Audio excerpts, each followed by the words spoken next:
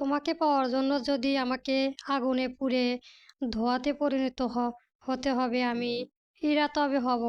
তাও আরাবকে আমার চাই চাই, জীবনের বিনিময়ে হলেও আমি তাকে সারা জীবনের জন্যও চাই। পরে না হয় ধোঁয়া হয়ে দুজন মিলিত হব আবার রংমহলে, সেই তুমি কে আবার তাও চাই। 13 বছরের তরুণী আনিমা শিকদার ইরা, সে এখন এক ভয়ঙ্কর সত্যর মুখোমুখি, যেন হঠাৎ থেমে গেছে তার হৃদয়। রক্ত চলমান বন্ধ হয়ে গেল তার শরীরে, সে শুধু তাকিয়ে আছে তার প্রাণের স্বামী, তার অর্ধাঙ্গ আরাফ এর সামনে। পুরো নাম আরাফ চৌধুরী রং, তবে সে কোনো মানুষ না, সে হলো এক অভিশপ্ত জিন, যা নেই কোনো আবেগ অনুভূতি, শুধু সে জানে ধ্বংস করতে। আরাফ আর ইয়ার বিয়া আজ 5 বছর পর কোনো এক ভয়ঙ্কর কারণে সত্যিটা সামনে আসে আরাফের। মুহূর্তেও থমকে যায় ইরা। তাহলে মানুষ আর জীবনে বিয়ে কিভাবে হলো? যে কোনোই বা আরাফকে অভিশপ্ত বলা হয়, আর তার মন আবেগ অনুভূতি না থাকলেও সে কিভাবে একটা মানুষকে বিয়ে করে সংসার করেছে? তাহলে যাক সেই অতীত, যেখান থেকে শুরু আরাফ তার ইরান প্রণয় কাব্য। রংমহলে সেই তুমি বর্তমানে ইংরেজি বর্ষের 19 শতাব্দী, সেসব জায়গায় এখনও রয়েছে জমিদার ও ইংরেজদের ছাপ। চারদিকে গ্রামীণ বাংলা, সবুজ শ্যামল পরিবেশ, নদী নালা খাল বিল দিয়ে পরিপূর্ণ বাংলাদেশ। তবে কিছু কিছু জায়গায় রয়ে গেছে এখনও নিষ্ঠুর জমিদারদের রাজত্ব। জমিদারদের প্রধান ধর্ম মানুষকে লুট করে নিজে বড় হওয়া। তেমনই এক গ্রাম কুসুমপুর, নাম তার যেমন সুন্দর ততটাই ভয়ানক এই গ্রাম রহস্য।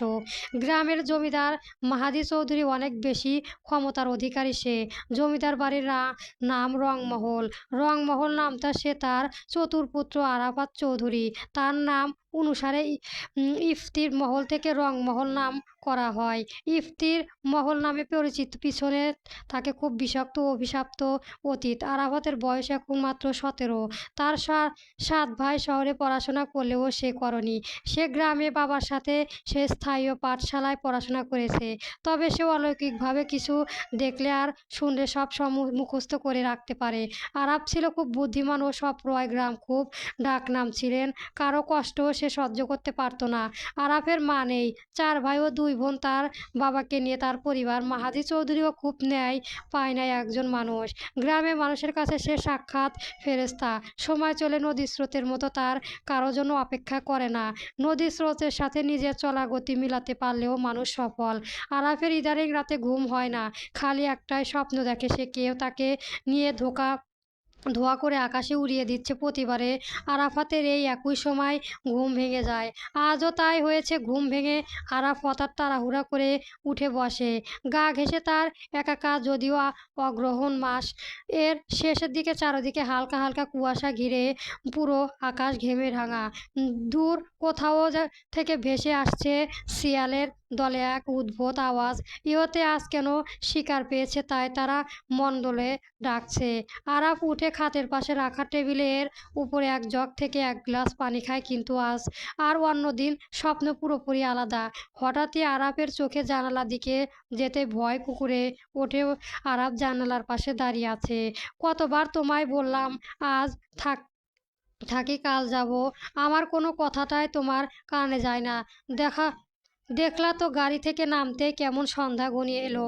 আল্লাহ জানে আজ কপালে কি আছে।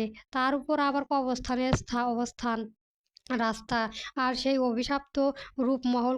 কেন যেন তোমার কথাগুলো এই রাস্তা আসতে গেলাম। তাড়াতাড়ি পা চালাও।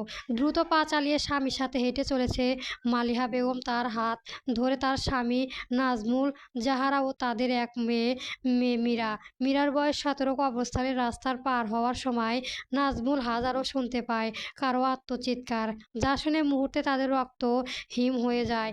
আজ অবুঝ আর রক্ষা নেই। তার কি রূপে জালে ফেসে গেছে।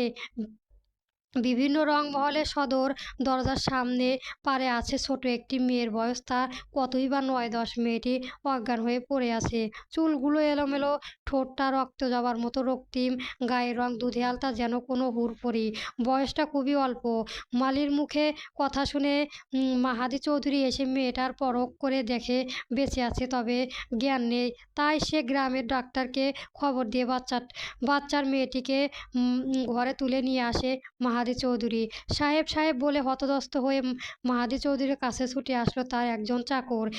কি হয়েছে, এমন হাঁপাচ্ছিস কেন? সাহেব, আবাদ নদীর পাড়ের রাস্তায় ৩ জনের খুব ভয়ানক লাশ। কি কি জি সাহেব, কারুই বুকে কলিজা নাই। আমার মনে হয় স্বামী স্ত্রী আর তাদের একটা বাচ্চা। মেয়েটার মাথা নাই সাহেব। কি কি করে এলো এসব? তুই কিভাবে জানলি? সাহেব, নদীর ধারে কারা যেন গিয়েছিল, তারাই দেখেছে খুব নির্মমভাবে মারা হয়েছে সাহেব। চাকরের মুখে লাশের কথা শুনে আকাশ ভেঙে পড়ে। মাহাদি চৌধুরীর মাথা কারণ এই ধরে শতাব্দী লাশ পাওয়া গেছে সে আর জানে, খুবই রহস্য। গড়িয়ে বিকেল, চারদিকে সূর্যের মিষ্টি রোদ, ঝলকানি নদীর পানি চলেছে প্রকৃতির নিয়মে, বাধাহীন ভাব। লাশ তিনি ট্রাইটু পুরনো কবরস্থানে দাফন করা হয়েছে, পরিচয় কারোই জানা নেই। মাহাদি চৌধুরী মাত্র বাসায় ফিরেছে, তখন তার একজন চাকর এসে তাকে বলে, সাহেব, সেই বাচ্চা মেয়েটার জ্ঞান ফিরেছে। মাহাদি চৌধুরী আর সময় নষ্ট না করে মেয়েটির কাছে গেল। যাওয়ার সাথে সাথে তার চোখে পড়ল আরাফাতের অসহায় মুখ, কেমন করে যেন চেয়ে আছে মেয়েটির দিকে। মাহাদি চৌধুরী মেয়েটির পাশে এগিয়ে এগিয়ে গিয়ে বসে মাথায় হাত বুলিয়ে দিতে লাগলো। তারপর মেয়েটির উদ্দেশ্য করে বলল, মা, তোমার নাম কি? আর এখানে কি কিভাবে আসলে? মেয়েটি তখনও নিশ্চুপ। মাহাদি চৌধুরী আবার বললেন, বলো না, তোমার নাম কি? মেয়েটি আস্তে করে বলল, আমার নাম আরাফাত ধীরে স্থির কিছুটা গম্ভীর স্বরে বলল, আমার নাম আল্লাহ সকল বিপদ থেকে সবাইকে মাফ করো বলে আয়তুল কুরসি আরে বুকে ফু দেয়। বিছানা থেকে নেমে হরিকেনে আলোয় দেখতে পায় ঘরের ভেতরে রাখা জগ, তার গ্লাস পানি ঢেলে খেয়ে নিচে জানালা বন্ধ করে এসে শুয়ে আছে আরাফাত। চোখের রাজত্ব ঘুম। মাহাদির তীরে আজকেও এক পুরুষালী গলায় কাটা লাশ পাওয়া গেছে, একটা গ্রামে নতুন না। যে বা যারা রূপমহলের দিকে পা বাড়ায় তাদের আর ফেরা হয় না। সকলে তাদের লাশ নদীর পাড়ে পড়ে থাকে, তবে কোনো মাথা থাকে না। আজকেও এমন ঘটনা ঘটেছে। গ্রামের মানুষজন আফসোস করছে, আবার কেউ কেউ লাশের পরিচয় বুঝতে চাইছে। বিছানার পাশে কাঠের চেয়ারে বসে প্রাণ চিবুকছে মাহাদি চৌধুরী। তার পাশে বিছানায় বাবু বসে আছে, সংবাদপত্র পড়ছে আরাফাত। সংবাদপত্র পড়তে তার বেশ ভালো লাগছে। হুট করে কোথা থেকে বাড়ির সব থেকে বিশ্বস্ত চাকর সামনে হাঁপাতে হাঁপাতে দৌড়াতে উপস্থিত হলো মাহাদি চৌধুরীর দরজায়। সামাদকে হাঁপাতে দেখে মাহাদি ভেতরে আসতে অনুমতি দেয়। মাহাদি হাঁপাতে হাঁপাতে বলে ওঠে, সাহেব, নদীর পাড়ে আজকেও একটা লাশ পাওয়া গেছে, পোলাগোর লাশ। সামাদ এর কথাগুলো চমকায় আরাফ আর মাহাদি। আরাফের বুঝতে বাকি নাই কাল রাতে তার জানালা আসার হুড়ো হুতম পেশার কারণ। প্রতিটা লাশ পাওয়ার আগে রাতে হুতম পেশা আসে আরাফাতের জানালায়, এটা আরাফাত জানে। এজন্যই সে কাল ভয় পেয়েছিল। আরাফাতের ভাবনার মাঝেই মাহির চৌধুরী বলে উঠলেন, পরিচয় কি পাওয়া গেছে? না সাহেব, বিভিন্ন গ্রামে মনে হয়। শার্ট প্যান্ট পরা, শহুরে বাবুগো মতো। ও বয়স কত হতে পারে রে সামাদ? তা তো জানি না সাহেব, তবে প্রতিবার যে মতো হাত পা দেহ মনে হয় ওই ৩০ হইব। আচ্ছা, লাশে পরিবার না পাইলে সন্ধ্যার আগে অবস্থানে মাটি দিস। আচ্ছা বাবু। মাহাদি চৌধুরীর সাথে কথা শেষ করে সামাদ চলে যায়। এদিকে সামাদ যেতে আরাফ মাহাদিকে উদ্দেশ্য করে বলে, বাবা, আমাদের গ্রামের এ কাহিনী কবে থামবে? মাহাদি চৌধুরী একটু অন্যমনস্ক হয়েই বলে, যেদিন রূপ তার ভুল বুঝতে পারবে। মানে বুঝলাম না বাবা। মাহাদি চৌধুরী থমথমকে তবে নিজেকে সামলে বললেন, আরাফ, আমি বের হচ্ছি, গিয়ে দেখে আসিস। তুমি বাড়ির বাইরে যেও না, একটু পরেই ফিরে আসবো। আচ্ছা বাবা। এই বলে মাহাদি চৌধুরী চলল নদীর পাড়েই।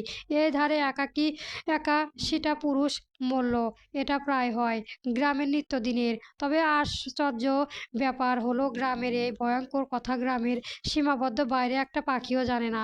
আর যদিও কেউ বলে দেয়, তবে যে বলেছে আর যে শুনেছে তাদের একইভাবে মৃত্যু হয়। আর তাই আর কেউ এই ভুল করে জীবনে দিতে চায় না। মাগরিবের আজান দিয়েছে বেশ খানিকক্ষণ, সন্ধ্যা ঘনিয়ে এসেছে প্রায়। তবে প্রকৃতিতে এখনো আঁধার নামেনি। আকাশের অবস্থা বেশ ভালো না, কালবৈশাখী ঝড় উঠবে বোধহয়। ঝড়ে হাওয়ার বইছে চারদিকে। গরুর গাড়িতে বসে আছে ফাহমেদী সাহেব, তার স্ত্রী ইশারা আর দুই মেয়ে ফারুত আর ইরা। ফারুদ ফারুদ বয়স 11 আর ইরা 6। ঝড় শুরু হওয়ার গড়োয়ার তাড়াতাড়ি পৌঁছাতে পৌঁছানোর জন্য ছোট রাস্তা ধরে, তবে কিছু মুহূর্তের জন্য ভুলে যায় তার রূপমহলের পাশ দিয়ে যাচ্ছে। তবে যতক্ষণে বুঝতে পেরেছে ততক্ষণে বড্ড দেরি হয়ে গেছে। জোরে ঝড় শুরু হয়ে গেছে। বৈশাখ মাসে এর ঝড় থামলো না। প্রচণ্ড ভয়ে বাবা জড়িয়ে ধরে কাঁপছে ইরা। ফাহমিদা নিজের কপাল চাপাচ্ছে, কেন যে দুপুরে বের হতে গেল। সকালে বের হলেই হতো। শহরে গিয়েছিল তারা। ফিরতে একটু বেশি দেরি হয়ে গেল। দূর থেকে গড়োয়া এর চোখ পড়ে দূরে কোনো এক নারী হরিকেনের হাতে নিয়ে দাঁড়িয়ে আছে। তবে বাতাসে তার হাতে আলো নিভছে না। নারীটা ভয়ে আছে। গরুর গাড়িটা কাছে যেতেই নারীটার হাত রাখে। যদিও ফাহমিদা থামতে নিষেধ করে, তবে ইশারা খুব মায়া হয় তার গাড়োয়াকে দাঁড় করায়। নারীটা কান্না কণ্ঠে বলে ওঠে, আমাকে একটু সামনে নিয়ে যাবেন? ঝড় ওঠায় যেতে পারছি না। আমার দুধের বাচ্চাটা হয়তো কাঁদছে বাড়িতে একা। নারীটাও মুখে অর্ধেক শাড়ি আঁচল দিয়ে ঢাকা। ইশারায় মুখ মায়া হলেও গাড়িতে উঠতে বসতে বলে, তবে ফাহমিদা এর সুবিধান লাগলো না ব্যাপারটা। নারীটা গাড়িতে উঠে বসলো। ঝড় আরও জোরে শুরু হলো। চারদিকে গাছপালা ভেঙে মোটে রাস্তা পড়তে থাকলো। গরুর গাড়ি সেই রাস্তা দিয়ে এদিকে চলতে লাগলো। রূপমহলের কিছুটা পেরিয়ে এসে নদীর তীরবর্তী এসে ঝড় আরও বেড়ে গেল। গাড়িতে থাকা সকল ভয়ে কুঁকড়ে গেল। আরও একটু গেলে তাদের বাড়ি। গরুগুলো যেন থেমে গেছে। অচেনা নারীটা বসে আছে চুপচাপ। হুট করেই মুহুল ধরে বৃষ্টি নামলো। সাথে প্রচণ্ড জোরে বজ্রপাত হতে লাগলো চারদিকে। গড়োয়া গাড়ি ভেতরে এসে বসলো। অচেনা নারীটার দিকে তাকিয়ে কয়েকবার জিজ্ঞেস করলো, এই যে মেয়ে, তোমার ঘর কোথায়? নামবে কোথায়? তবে কোনো উত্তর এলো না। শেষ পর্যন্ত ইশারা বিরক্ত হয়ে মেয়েটার গায়ে ধাক্কা দিয়ে বলে উঠল, এই যে আপনার বাড়ি কোথায়? আর নাম কি আপনার? ইশারার কথা শুনে মেয়েটি এবার ইশারার দিকে তাকিয়ে সাথে সাথে মেয়েটির ঠোঁট ফুটে উঠল এক বিস্তৃত হাসি। ফাহমিদ ভ্রু কুঁচকে ফেলল। ইশারা আবার জিজ্ঞেস করলো, এই মেয়ে, নাম কি তোমার? আর এমন হাসছো কেন? ইশারার কথার মেয়ে এবার নিজে থামার ঘোমটা সরালো। উজ্জ্বল একজোড়া লাল চোখ আগুনের মতো জল উঠল, সাথে গলায় ভেদ করলো দুটো লম্বা সুচলো চকচকা দাঁত বেরিয়ে এলো। মেয়েটির এমন রূপ দেখে সবার প্রাণ যায় যায় অবস্থা। ডেকে বিপদে পড়ে এনেছে। এখন থেকে আর কোনো মুক্তি নেই বেঁচে ফেরার। মেয়েটি আর রহস্যময় ভাবে উচ্চস্বরে হেসে উঠতে দাঁত কিটমিট করলো। রূপ, রূপ, আমি রূপ মহলের রানী। তোমাকে পাওয়ার জন্য আমি যা করেছি তার অর্ধেক এর কম করলেও এতদিনে বিধায় কাছে আমি প্রিয় হয়ে যেতাম। রূপের রূপমহল, রূপের নদী, রূপের স্রোত। কেউ কি রূপ কি তার পরিচয়? সময়টা 18 শতাব্দী মধ্যবর্তী। কুসুমপুর গ্রামে তখন এক অত্যাচারী জমিদার ইকবাল শাহ এর রাজত্ব চলে। ইকবাল শাহ ছিল নারীলোভী এক জমিদার। প্রতিদিন সন্ধ্যায় নাচের ঘরে বাইজি এনে নাচিয়ে সেই নাচ উপভোগ করতেন। পরে তা ভোগ করে গ্রামের পাশে বেতাবতী নদীতে ভেসিয়ে দিতেন। কে জানে না যে এই বায়েজির নামক অল্প বয়সী কন্যাগুলো শেষ পরিণত কি হয়? কেনই বা আর ফিরে আসে না জমিদার বাড়ি থেকে? একদিন জমিদার ইকবাল শাহ তার গ্রামের পাশে গ্রাম থেকে ফেরার সময় তার চোখ আটকে যায় এক যুবতী কন্যার পুষ্পর দিকে।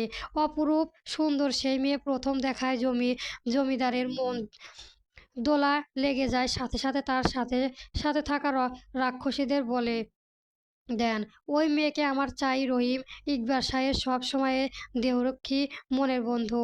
কিন্তু কি, মেয়েটা সদদার সাহেবের একমাত্র মেয়ে তো। সর্দার সাহেব কে চেনেন তো? আরে আমার চেনার দরকার নেই। তুই ওই মেয়েরে আজ আমার আন্দরমহলে নিয়ে আসবি। কিন্তু আপনি জানেন তো ওদের পরিবার জিনের অন্তর্ভুক্ত। তো কি আমি এসব ফাও কথা বিশ্বাস করি না। আর এবারও ভাবুক, যা বলছি কর। পুরো বাড়ি ফাঁকা আজ পুষ্পের। তার বাবা সর্দার ইমাদ একজন জিন ছিল, তবে সময়ের সাথে মানুষের সাথে মিশতে মিশতে পুরো মানুষের শরীর পেয়ে সেভাবে জীবন কাটতে থাকে। পরে বিবাহ করে করে এক মানব কন্যাকে। তারপর ধীরে ধীরে গর্ভবতী হয় ইমাতের স্ত্রী ইভা। আর ইভার কন্যা হলো পুষ্প। তবে পুষ্প জন্ম হয় এই মারা যায় পুষ্পের মা ইভা। সৃষ্টি জগতে প্রচলিত ঘটনার পূর্বজন্ম। ইরা ইরা কই তুমি ইরা? বাড়িতে কোথাও খুঁজে না পেয়ে হুত হুত এসে খুঁজে যাচ্ছে। অল্প কয়েকদিনে ইরাকে তার কেমন নিজে নিজে মনে হয় ইরা তার অনেক চেনা অনেক আপন কেউ। আরাফ কখনোই ভাবে নাই তার একটা 10 বছরের বাচ্চা মেয়ে তার মনে এত সাড়া ফেলবে। তবে সে একটা ভেবে পায় না ইরা আসল পরিচয় কি।